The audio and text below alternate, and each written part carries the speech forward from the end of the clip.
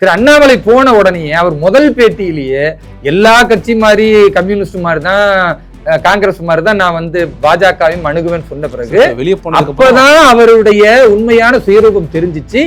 பிறகு ஒவ்வொரு கட்சி நிர்வாகிகளும் இப்ப வந்து தடுமாறிக்கு நிக்கிறாங்க. இந்த மக்கள் பின்னால போறவங்க உஷாரா இருக்கணும், அப்ப அவர்கள் தடுமாறிடக்கூடாது என்பதற்காக அவர்களிடத்தில் பேசி அவர்களை சரி செய்ய வேண்டியது பாஜகவுடைய காரியகர்த்தாவா என்னை போன்ற எல்லா தலைவர்களுக்கும் அது கடமை இருக்கிறது. நிச்சயமாக அவர்கள் செய்து கொண்டிருக்கிறார்கள். பாஜகவை வலிமை பெற வைக்க வேண்டும் என்பது எங்களுடைய நோக்கமே தவிர அண்ணாமலை என்ன செய்கிறார் என்பது பார்ப்பது எங்கள் நோக்கம் கிடையாது. அண்ணாமலையை ஒரு பொருட்டாகவே நாங்க கருதல. இப்போ இதுக்கப்புறம் பிஜேபி தனிச்சு போட்டி எடுத்துக்கலாமா? பாரதிய ஜனதா கட்சி கடந்த காலங்களில் தனிச்சும் போட்டியிருக்கு, கூட்டணியிலும் சேர்ந்து போட்டியிட்டு இருக்கிறது. வரக்கூடிய காலத்திலும் அப்படித்தான். ஒரு கழிப்பறையில 5 ரூபா கொடுக்க வேண்டிய இடத்துல 10 ரூபா வாங்குறாங்க. இந்த 10 ரூபா வாங்குறது தப்புன்னு வேலூர் இப்ராஹிம் போய் தட்டி கேட்டா இதை ஒரே நாள்ல 1 மில்லியன் பேர் பாக்குறாங்கன்னா அவர்களுடைய வழி அது. இந்த மாதிரி நானும் கொடுத்துருக்கிறேன், இந்த மாதிரி எவ்வளவு பேர் கொடுக்குறாங்க. அர்ஜென்ட் போறவன்ட்டு இப்படி அநியாயமா கொள்ளையடிக்கிறாங்கல்ல, சரியான செயலை செஞ்சிருக்கிறாரு, பாஜக சரியான விஷயத்தை முன்னெடுக்குது என்று பல லட்சக்கணக்கான மக்கள் ஒரே நாள் ஆதரவு தெரிவிக்கிறாங்கன்னா இதான் மக்களுக்காக உழைப்பதுன்னு அர்த்தம். பாட்டிலுக்கு 10 ரூபான்ல விஜய் அவர்கள் பாடுங்க, ஏன் 20 ரூபா வாங்குறாங்க? நேரடியாக போய் கேட்கணும். அவங்கள்ட்ட கேட்டா என்ன சொல்றாங்கன்னா 10 ரூபா பாட்டிலுக்கு 10 ரூபா இறக்கு கூலி ஏத்து கூலி இதெல்லாம் வந்து கவர்மெண்ட் தரது இல்லைங்க, அப்ப நாங்க அதுக்கு சேர்த்து தான் வாங்குறோம். 20 ரூபா ஒரு பாட்டிலுக்கு வாங்குறீங்க, எவ்வளவு பெரிய ஐயோக்கியத்தனம் இது. அப்ப நீங்க எப்படி பாட்டிலுக்கு 10 ரூபான்னு கரூர்ல நீங்க பாடுனீங்க?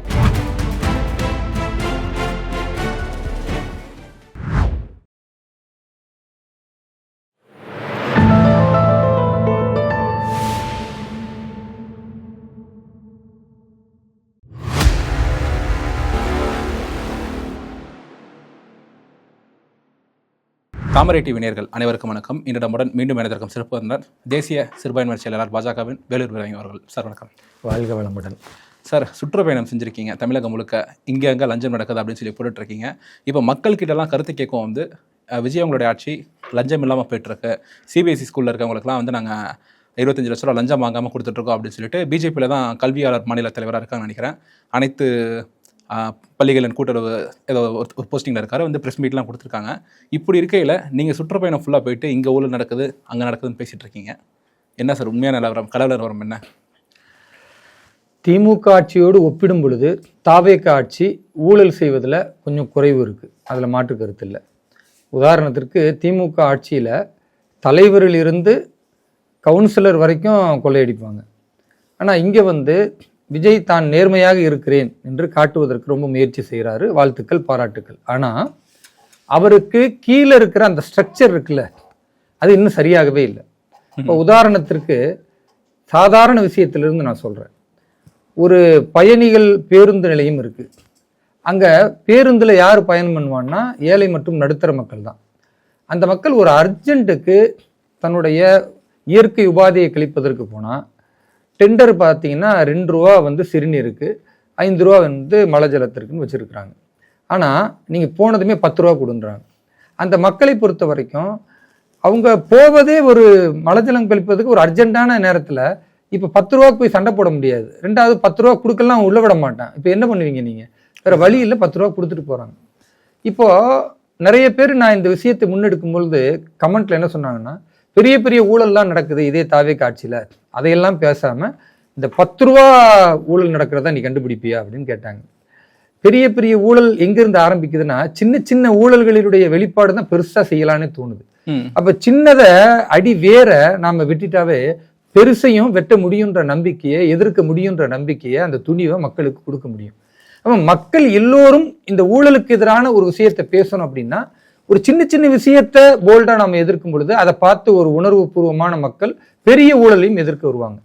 அந்த இலக்கில் தான் பாரதிய ஜனதா கட்சியினுடைய நிர்வாகிகளோடு இணைந்து பல மாவட்டங்களுக்கு நான் பயணம் பண்ணும் பொழுது அது சம்பந்தமாக எங்கெல்லாம் ஊழல் நடக்குது, எங்கெல்லாம் தவறு நடக்குதோ நேரடியாக போய் நம்ம அந்த களத்தில் தவறுகளை சுட்டி காட்டுறோம்.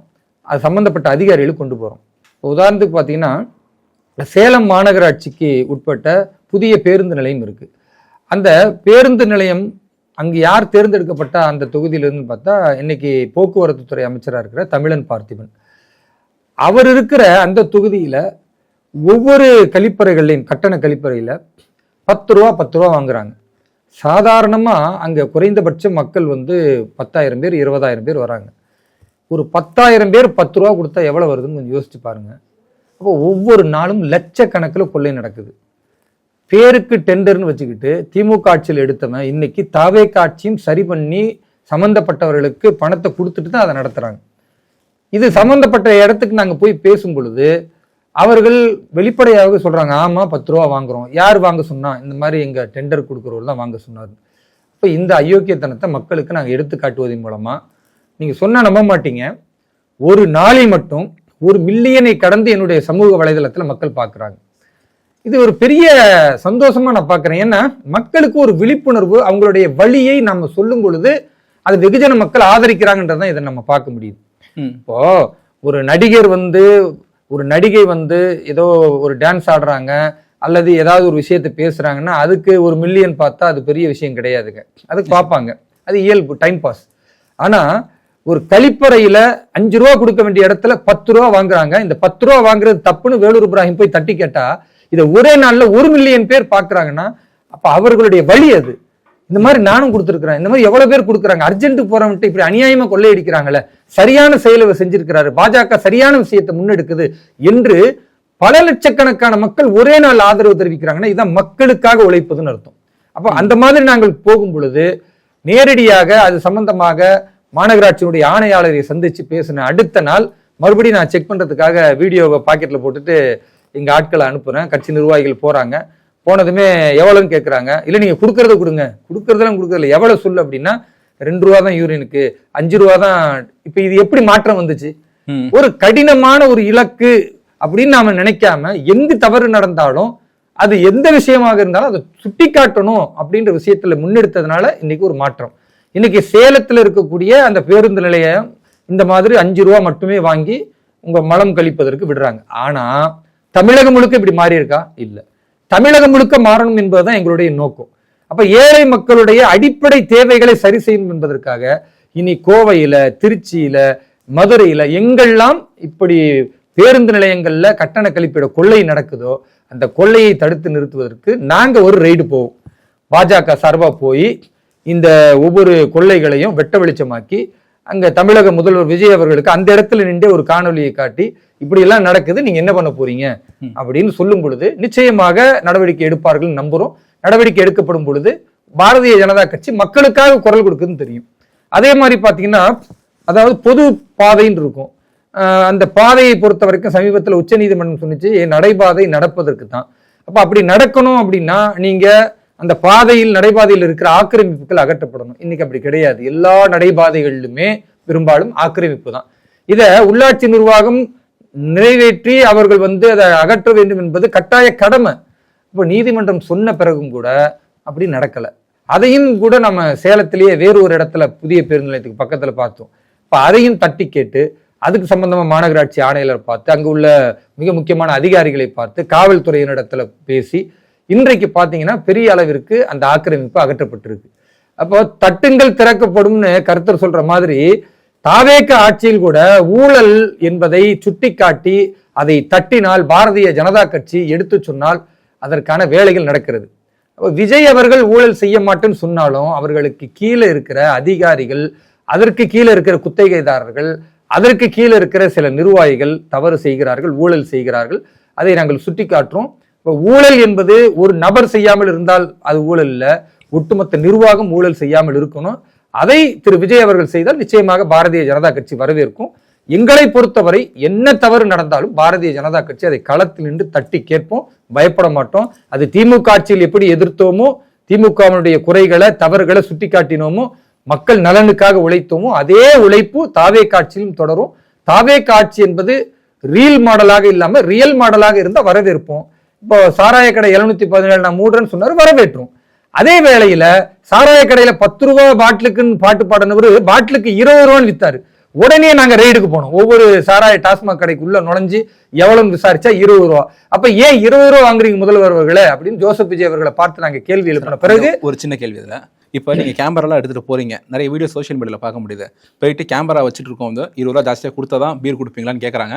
கொடுத்தா தான் கொடுப்பேன்றாங்க. உங்களுக்கும் அதே மாதிரி தான் சொன்னாங்களா கேமரா வச்சுட்டு போகும்போது? ஆமாங்க, நாங்கள் நேரடியாக போய் கேட்குறோம். முதல்ல மக்கள்கிட்ட டாஸ்மாக்குள்ள நேராக போகிறோம், மக்கள்கிட்ட தான் கேட்போம் எவ்வளோ கொடுக்குறாங்க. ஒரு பாட்டிலுக்கு 20 ரூபா வாங்குறாங்க, இல்லை பாட்டிலுக்கு 10 ரூபான்ல விஜய் அவர்கள் பாடினார், ஏன் 20 ரூபா வாங்குறாங்க நேரடியாக போய் கேட்குறோம். அவங்கள்ட்ட கேட்ட என்ன சொல்றாங்கன்னா 10 ரூபா பாட்டிலுக்கு 10 ரூபா இறக்கு கூலி ஏத்து கூலி இதெல்லாம் வந்து கவர்மெண்ட் தரது இல்லைங்க, அப்ப நாங்க அதுக்கு சேர்த்து தான் வாங்குறோம். அப்ப 20 ரூபா ஒரு பாட்டிலுக்கு வாங்குறீங்க, எவ்வளவு பெரிய ஐயோக்கியத்தனம் இது. அப்ப நீங்க எப்படி பாட்டிலுக்கு 10 ரூபான்னு கரூர்ல நீங்க பாடுனீங்க?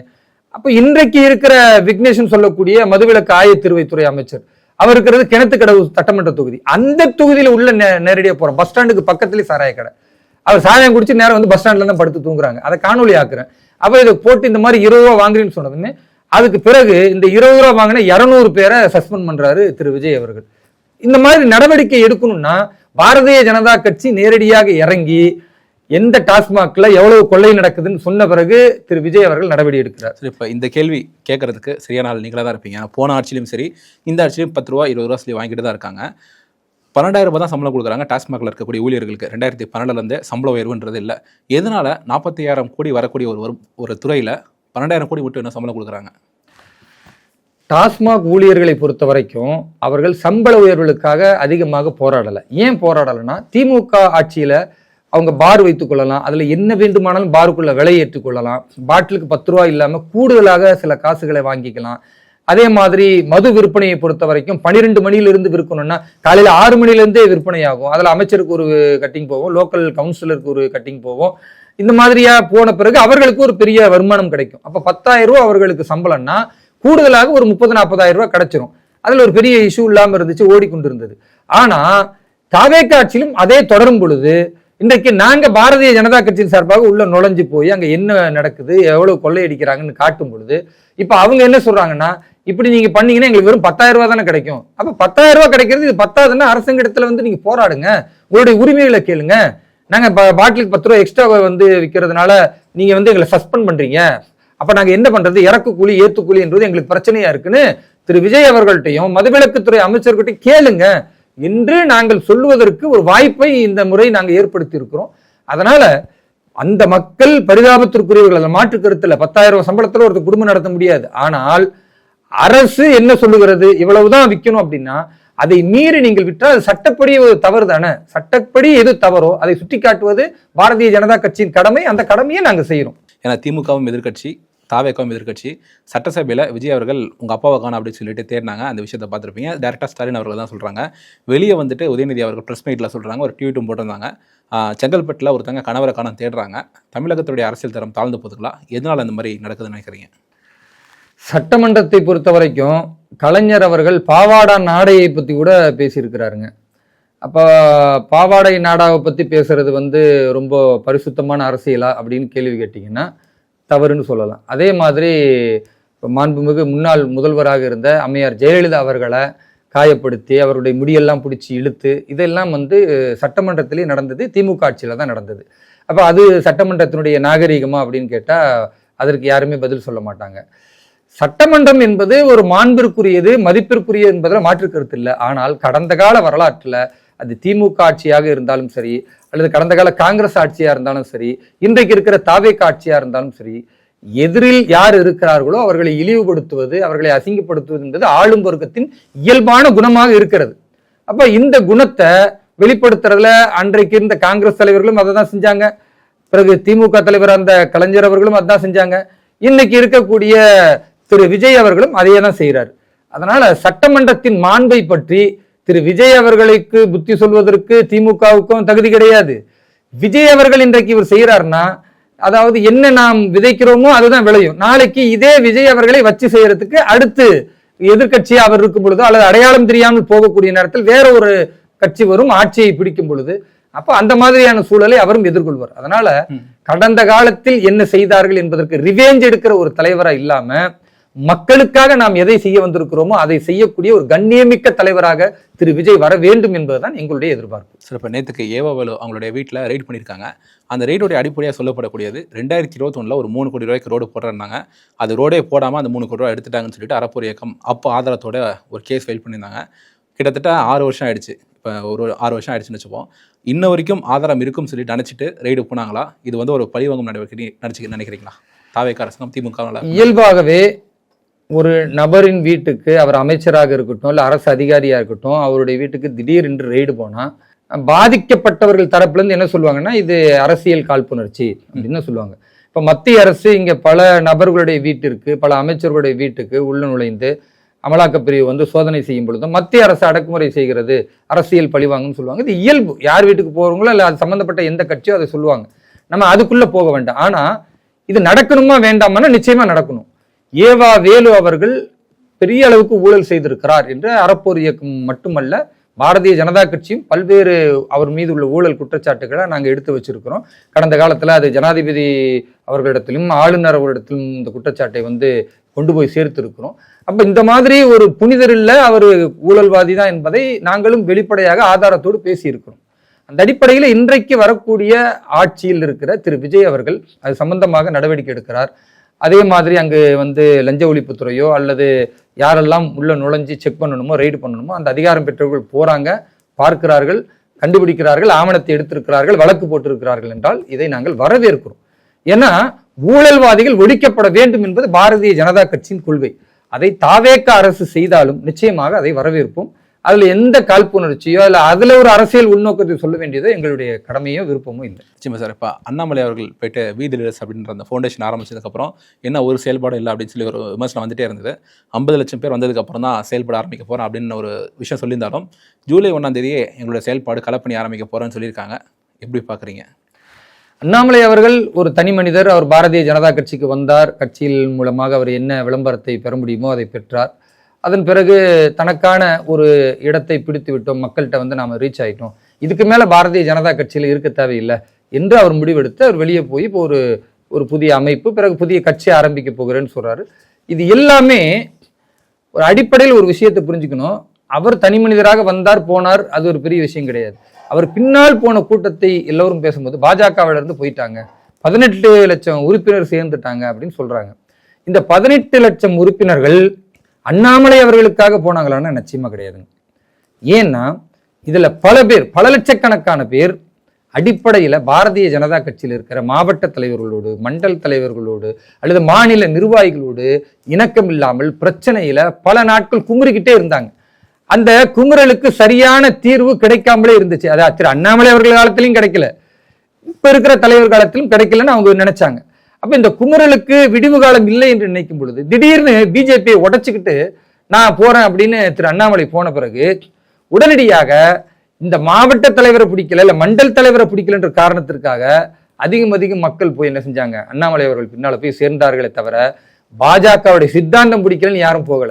பாரதிய ஜனதா கட்சியில் இருக்கக்கூடிய அந்த தேசப்பற்று எங்களுக்கு பிடிக்கல, அதனுடைய கொள்கைகள் பிடிக்கல, அதனுடைய உறுதிமிக்க ஊழல் இல்லாத ஒரு உத்தமமான ஆட்சியை அமைக்க வேண்டும் என்கிற உன்னத நோக்கம் பிடிக்கல, இதுக்காகலாம் யாரும் போலங்க.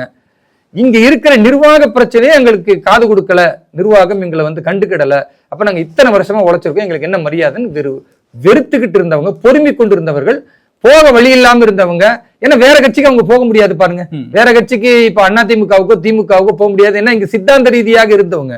அப்ப அண்ணாமலைன்றவர் யாரு? பிஜேபியில் இருந்தவர் தானே, அவர் பாரத் மாதா கி ஜெய் சொன்னவர் தானே, அவர் வந்து ஒவ்வொரு கோவில்களுக்காக உரத்து குரல் கொடுத்தவர் தானே, அவர் சித்தாந்தம் பேசி இந்துத்துவா பேசினவர் தானே, அவர் பின்னால போறது பிரச்சனை இல்லைன்னு போயிட்டாங்க.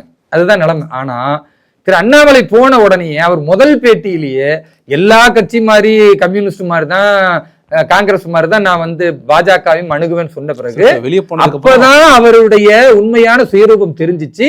பிறகு ஒவ்வொரு கட்சி நிர்வாகிகளும் இப்ப வந்து தடுமாறிக்கிட்டு நிக்கிறாங்க.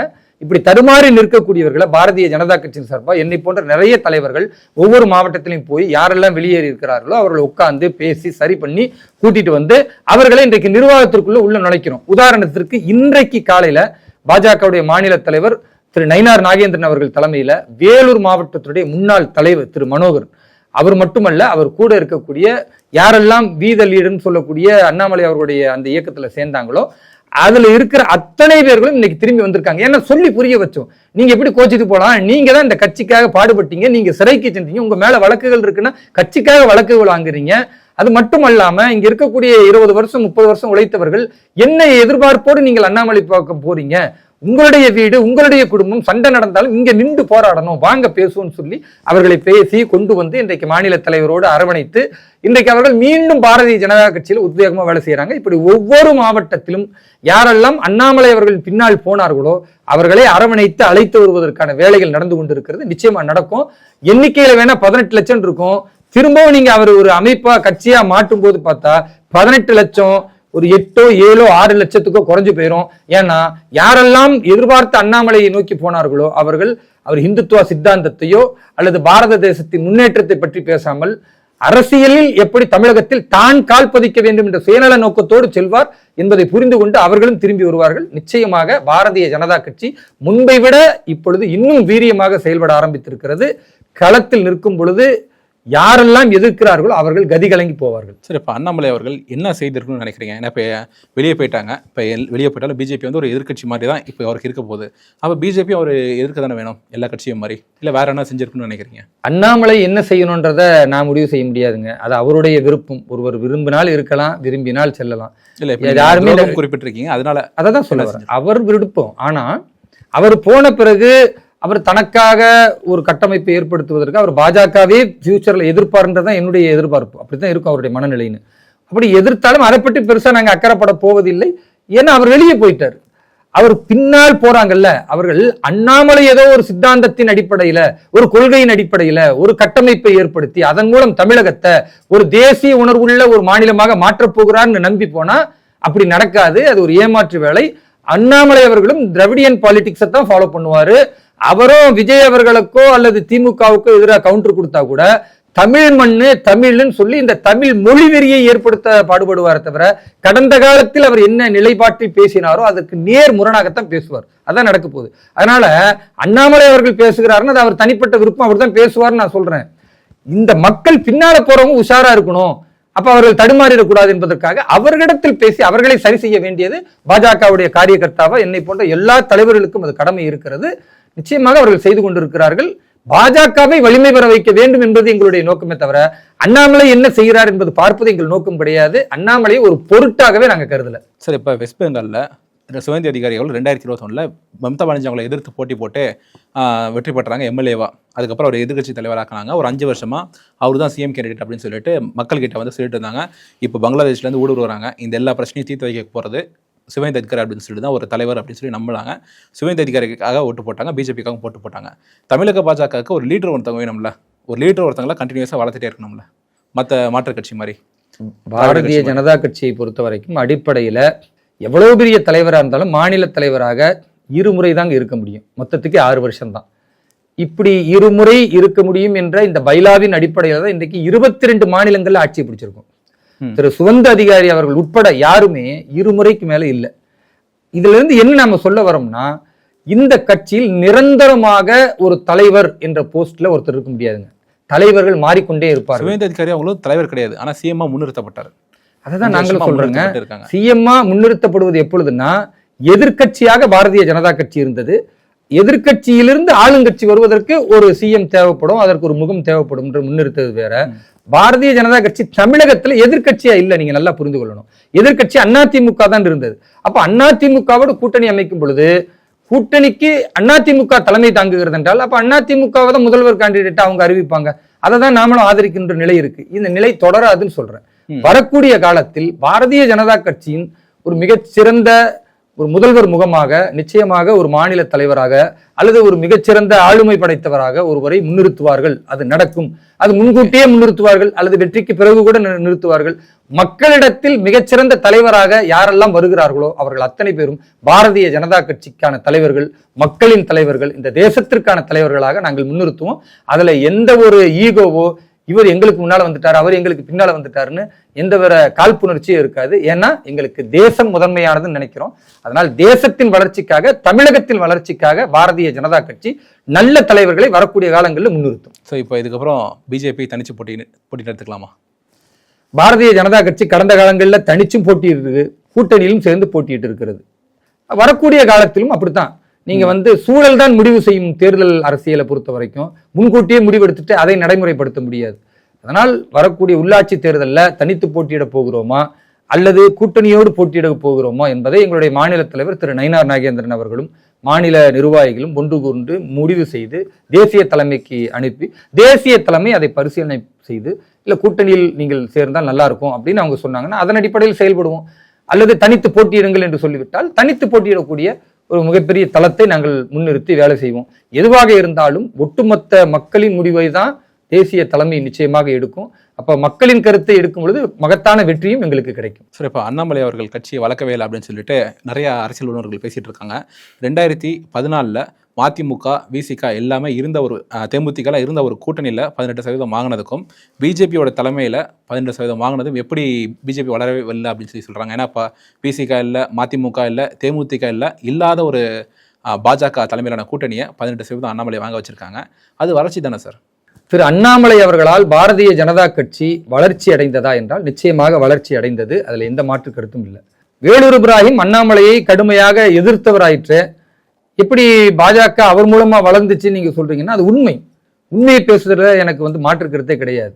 அண்ணாமலை அவர்கள் பாஜகவை எதிர்த்து ஒரு விமர்சனம் செய்யும் பொழுது நான் கடுமையை எதிர்ப்பேனே தவிர தனிப்பட்ட அண்ணாமலை அவர்களை எனக்குமே தான் பிடிக்கும். தனிப்பட்ட அண்ணாமலை அவர்களோடு நான் நல்லிணக்கமாக பழகி இருக்கிறேன், அது வேற. ஆனா அவர் உழைத்த உழைப்பை இல்லை என்று சொல்வதோ, அவருடைய தியாகம் இரவு பகலாக என்னை மாதிரி அவருமே பெரிய அளவுக்கு சுற்றுப்பயணம் பண்ணாரு, பெரிய அளவுக்கு மக்களை ஈர்த்தாரு, சின்ன சின்ன கிராமங்கள்லாம் பாரதிய ஜனதா கட்சியை கொண்டு போய் சேர்த்தார். அதில் எனக்கு எந்த மாற்று கருத்தும் இல்லை. அது சரியாக இருந்ததுனாலதான் நாங்கெல்லாம் இன்னும் கடுமையாக உழைத்து அவருடைய அந்த உழைப்புக்கு வலு சேர்த்தோம். இந்த சூழல்ல அவர் உழைத்ததால் மட்டும் பாரதிய ஜனதா கட்சி வந்தது என்றால் அது தவறு. அவருடைய உழைப்பால் அதிகமாக வளர்ந்தது என்பது சரி.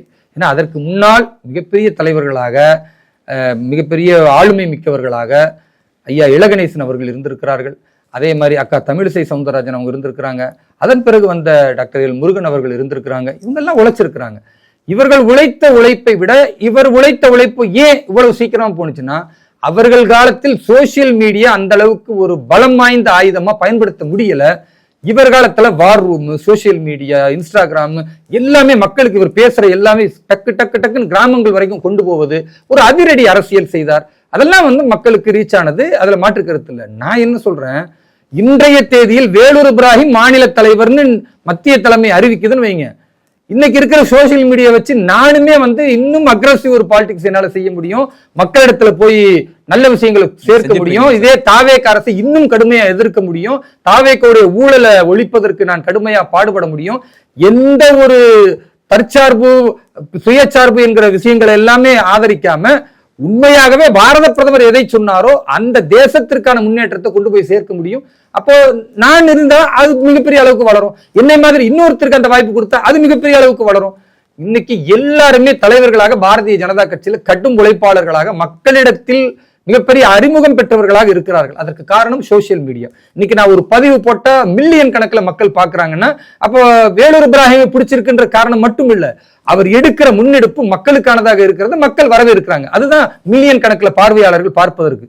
இப்படி தலைவர்களை உருவாக்கி கொண்டிருப்பது பாரதிய ஜனதா கட்சியினுடைய வேலை. அதை மத்திய தலைமை செய்து கொண்டிருக்கிறது. அண்ணாமலை அவர்கள் செய்தார் என்பதில் மாற்று கருத்து இல்லை. அவர் செய்த அதே கட்சிக்கு சொல்லுவாங்கல்ல, உண்ட வீட்டுக்கு ரெண்டகம் செய்யறது, அதையும் சேர்த்து செஞ்சுட்டு போனார்ன்றதான் வேதனையா இருக்கு.